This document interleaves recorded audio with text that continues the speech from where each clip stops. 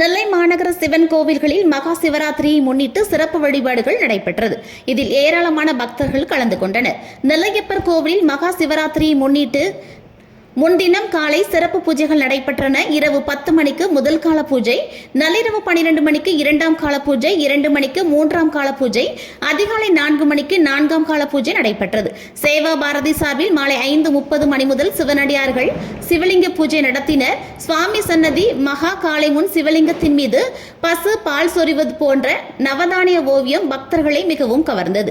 இந்து சமய அறநிலையத்துறை சார்பில் நெல்லையப்பர் கோவிலில் நின்ற சீர் நெடுமாறன் கலையரங்கிலும் காந்திமதி அம்பாள் சன்னதி வளாகத்திலும் ஆன்மீக நிகழ்ச்சிகள் நடைபெற்றது. இதில் திரளான பக்தர்கள் கலந்து கொண்டு சுவாமி தரிசனம் செய்தனர்.